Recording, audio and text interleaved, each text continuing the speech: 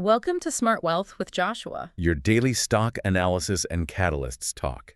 Today we're looking at Rocket Lab. If you find our talks useful, please consider subscribe, like, and comment underneath.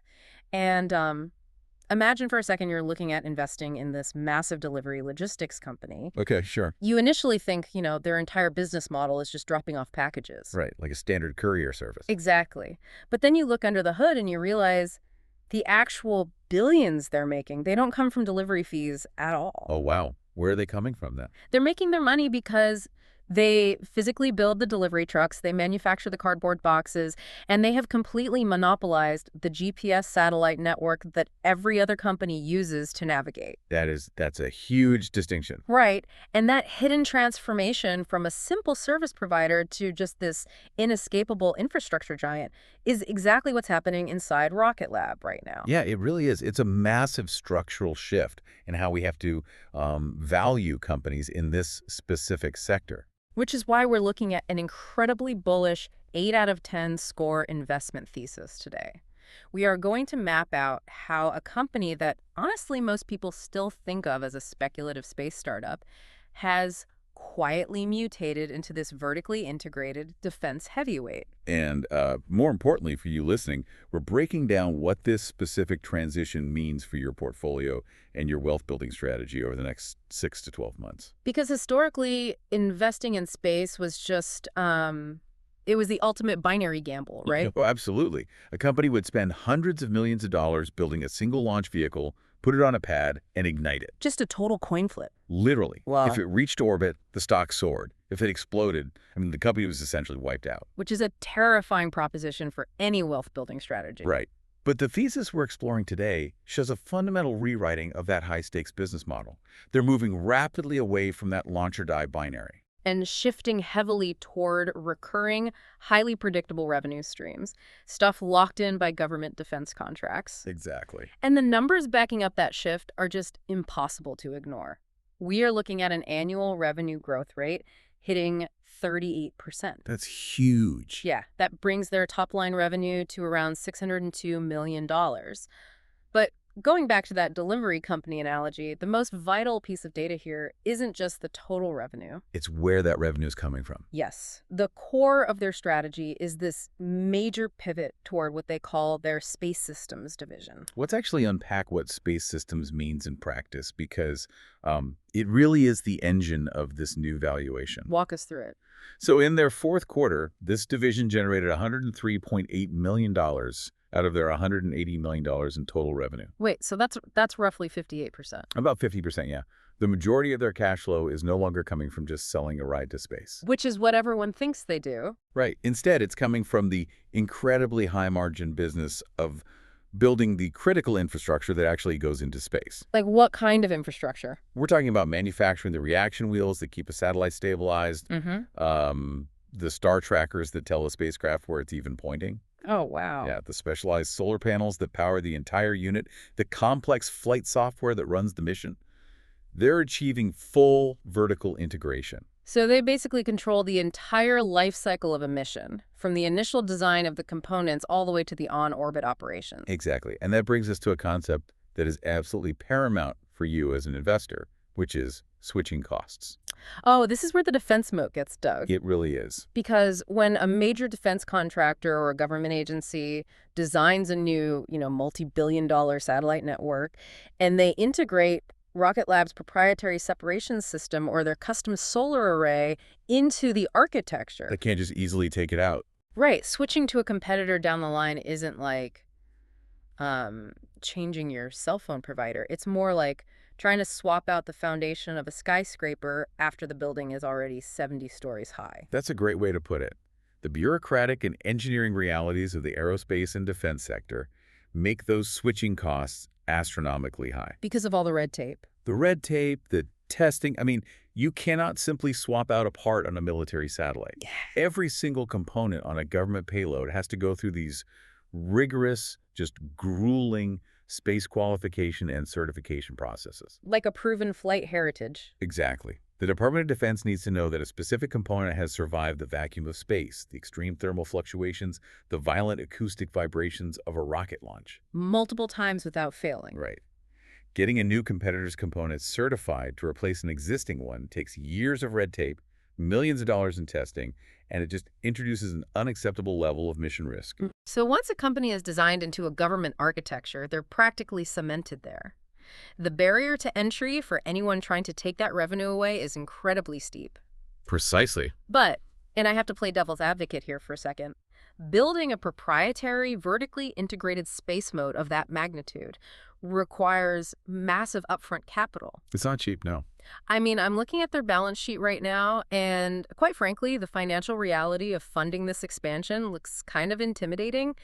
They are still highly unprofitable on a GAAP basis. Yeah, they are. And for anyone newer to that term, GAAP just means generally accepted accounting principles. It's the standard way of measuring profitability that factors in all of their massive upfront research and development costs. Right. It includes all that heavy lifting. Because they're pouring so much money into R&D for their next generation of rockets, their bottom line is heavily in the red. Very red. So to keep the lights on and fund this growth, they've been relying on capital raises, which means issuing more stock. As an investor, my slice of the pie keeps getting diluted to pay for this moat. That is a very valid concern. Given the severe cash burn rate, how does the math actually work out in their favor without destroying shareholder value in the short term? Well, the cash burn and the equity dilution are definitely the most critical risk factors in this thesis. Watching those R&D expenses is mandatory for anyone holding the stock. Because it's so capital intensive. Developing new orbital launch vehicles is one of the most capital-intensive industrial processes on the planet. But, and this is a big but there's a massive valuation floor that mitigates this liquidity risk, and it sits right on their balance sheet. You're talking about the backlog. The backlog. Yeah. The scale of their deferred revenue is what separates them from the speculative space startups that just, run out of cash and go bankrupt. And the sheer size of that backlog is staggering. The current figure stands at $1.85 billion. Yeah, it's massive. That represents a 73% increase year over year. And if you factor in recent government contract wins and unexercised options that are virtually guaranteed to convert, that number actually pushes well over $2 billion in future visibility. And that $2 billion figure changes the entire financial profile and risk assessment of the company. Because it's guaranteed money. Pretty much. These aren't hopeful sales projections or non-binding letters of intent from other startups. We are talking about deeply entrenched, pre-funded government mega projects. Can you give an example? Sure. A prime example is the $816 million contract they recently secured to build satellites for the Space Development Agency's Missile Defense Network. Wow. $816 million. Yeah. When you have government backing of that magnitude, it ensures steady, reliable cash inflows over a multi-year period. It provides a highly predictable revenue runway. So as they scale up the manufacturing volume for these massive defense contracts, it begins to absorb all of those heavy fixed costs. Exactly.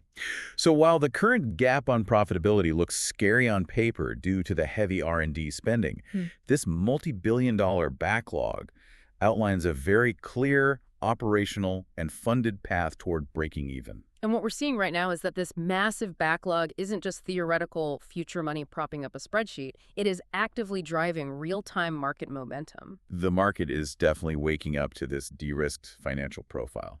Yeah, if you look at the recent trading tape from March 2026, we saw a classic technical shift. After a period of heavy volatility and a downward correction, the stock snapped back and began trading confidently above its 20-day simple moving average. Which is a huge signal. Right, that moving average is a key indicator traders use to see if a stock is breaking out of a short-term downtrend and establishing a new bullish trajectory. We saw a powerful 3.53% single-session gain. But more importantly, it was accompanied by a massive surge in volume. Yes.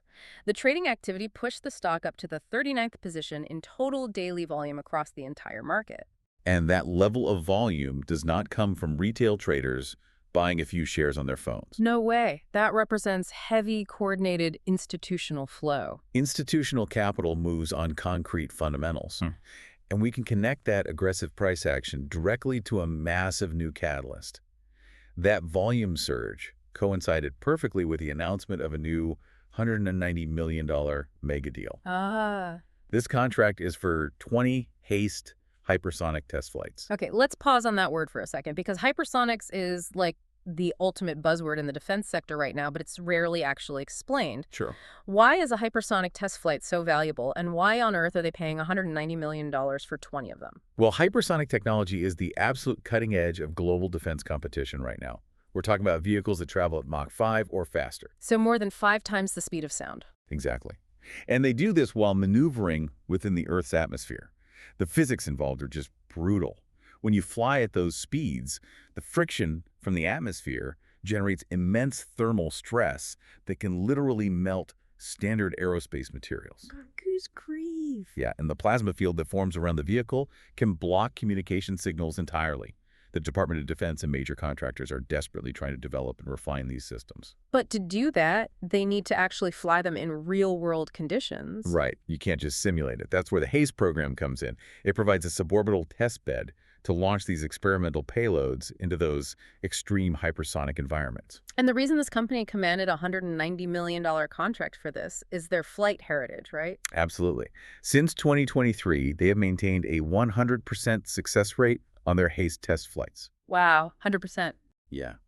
You cannot just spin up a new aerospace startup and enter the hypersonic testing market. The Department of Defense requires absolute reliability because the experimental payloads they're testing are often worth tens of millions of dollars themselves. Right, you don't want to blow up a $50 million payload on a cheap rocket. Exactly. That proven track record creates a highly specialized, practically impenetrable moat. It makes complete sense why Wall Street is reacting the way it is. Right around the time of that $190 million announcement, on March 19th and 20th, financial data terminals started flashing alerts for major whale activity in the industrial sector. Specifically targeting this stock. Right. We're talking about massive institutional accumulation where the big funds are quietly loading up on shares. We also saw major firms like Clearstreet initiate coverage with a buy rating. And their price target is what really gets people's attention. Oh, yeah. The number that really jumps off the page for any investor is that they slapped an $88 price target on the stock. Considering it's been trading in the $67 to $72 range, that implies a massive runway of upside. And the timeline attached to this is what makes it such an actionable setup for a portfolio right now. The first HASTE mission under this new mega contract isn't slated for some ambiguous date years down the road. When is it? They've explicitly noted it could happen within months, specifically targeting April 2026. Oh, wow. So that's right around the corner. Yeah. For anyone tracking the stock, that makes April an immediate, highly visible catalyst. If they execute that launch flawlessly, it instantly validates this incredibly lucrative, recurring defense revenue stream and proves they can handle the increased operational cadence. But, to earn that $88 valuation, holding the fort with defense contracts and suborbital test flights isn't going to be enough. No, it's not. To justify that kind of premium, they have to physically deliver on their biggest, most expensive, and honestly, most historically delayed promise. Yeah. And this is where we really have to look at the bear case. Yeah, we have to talk about the Neutron rocket program. The Neutron is supposed to be the massive growth engine for the entire company. It's their entry into the medium lift market, designed to carry heavy payloads and compete for the deployment of massive satellite mega constellations. Right. But here is the terrifying valuation metric for anyone looking to allocate capital today. The stock is currently trading at a staggering 52 times its 2026 expected sales. Which is steep. Very steep. Paying 52 times future sales means you are paying an astronomical premium based entirely on the assumption of flawless future execution. Given that the Neutron rocket's debut has already been delayed to the fourth quarter of 2026, this just feels like a ticking time bomb. I get that. What happens to that 52x multiple if they roll this brand new, incredibly complex rocket out to the launch pad and it fails? Or perhaps more likely in the aerospace industry, what if the timeline slips again and it gets delayed deep into 2027 or 2028? You absolutely have to respect the gravity of that multiple. A severe launch failure or another multi-year delay of the Neutron program would trigger a catastrophic short-term correction in the stock price. It would be a bloodbath. It would. Yeah. When a company trades at 52 times sales, the market price is in perfection, and it aggressively punishes execution failures on flagship growth initiatives. However, the architecture of the company today provides a vital mitigation to that bear case. Which is exactly why institutional money is stepping in. Right. 3 years ago, this company was entirely a binary bet on their small lift launch vehicle. If a launch failed, the revenue dried up, and the company faced existential danger. But today, Today, because of that thriving space systems division and that multi-billion-dollar defense backlog we just discussed, the risk profile has fundamentally changed. The defense contracts and the satellite components provide a massive, very real valuation floor. So the market is slowly beginning to view the Neutron delays not as a fatal blow, but simply as an inevitable priced-in risk of aerospace development. Precisely. And when a major risk is heavily priced into a stock, it creates a very unique speculative setup for investors. Let's run a quick scenario on this. Because the broader market fully expects the Neutron to be delayed until at least Q4 2026, and let's be honest, many analysts probably expect it to slip even further. Oh, for sure. So the current stock price heavily discounts the program's near-term success. The expectations are effectively sitting on the floor. But what happens if the engineering team actually surprises the market over the next few months? That is precisely where the explosive upside volatility lives. In aerospace development, you don't just wait for the launch day to see if things work. There is a rigid sequence of technical milestones. Well, we're talking about events like a successful engine static fire. What does that entail exactly? A static fire is where they lock the fully assembled rocket down on the launch pad, load it with cryogenic propellants, and fire the main engines to full thrust. It proves the plumbing, the software, and the hardware worked perfectly under launch conditions without actually releasing the vehicle. Ah, okay. Or a major stage integration milestone, where the upper and lower halves of the rocket are successfully mated together. If the company announces that they have hit one of these critical milestones ahead of schedule, say in Q2 2026, it fundamentally alters the risk calculus. Because it proves the engineering is further along than the market assumed. Exactly. And for any institutional short sellers who were betting against the stock based on the assumption of endless delays, a surprise, positive technical update acts as a potent short squeeze catalyst. Right, they're forced to aggressively buy shares to cover their losing positions, which rapidly drives the price upward. Yep, the classic squeeze. So we have the macro tailwinds at our back. We are looking at an environment of elevated, heavily bipartisan congressional defense spending, specifically targeting the exact kind of missile warning and tracking satellite infrastructure this company builds. The secular boom in the militarization and defense of space is not some future projection. It's a budget reality happening right now. So bringing all of these threads together for an actual portfolio strategy, what is the final verdict on how to approach this thesis? Evaluating the fundamental shift toward recurring defense revenue, the hard valuation floor provided by the $2 billion backlog, and the immediate catalyst calendar. The target horizon here is a medium-term hold. We're looking at a 6 to 12-month strategic window. The tactical approach is to capitalize on the immediate visibility of that HASTE hypersonic launch scheduled for April 2026. You ride the revenue momentum generated by the ongoing defense contracts, and you hold through the massive, crucial Q4 Neutron debut. Because that Q4 timeline is the fulcrum of the entire valuation. Assuming they execute and hit their milestones, the realization of the Neutron program has the potential to fundamentally re-rate the stock, closing the gap toward that $88 price target. Right. It earns its highly bullish 8 out of 10 score precisely because the underlying business model has evolved. They're no longer a hopeful, cash-burning space startup relying on single launches. They've entrenched themselves as a vertically integrated defense prime. But, as we map out these targets and analyze the balance sheet, there is a much larger, lingering thought here that goes far beyond the ticker symbol. We spent a lot of time today exploring the mechanics of switching costs. We did, yeah. We talked about how once a private commercial entity integrates its proprietary technology, its software, its solar arrays, its separation systems into a government defense satellite, the bureaucratic red tape makes it nearly impossible for the military to ever remove them. The moat becomes structural to the government itself. Right. So take a step back and think about the geopolitical implications of that mechanism. If a company successfully engineers a reality where the switching costs for their defense clients become prohibitively high, are we looking at a rapidly approaching future where just a handful of private commercial corporations hold a permanent, virtual monopoly over the infrastructure of national security in space? That is a very real possibility. As the theater of defense moves into orbit, what happens to global stability when sovereign governments realize they have become entirely, irreversibly dependent on private commercial moats for their own protection? Something to mull over as you watch the skies for those April hypersonic test flights. Thanks for tuning in, and we'll see you next time.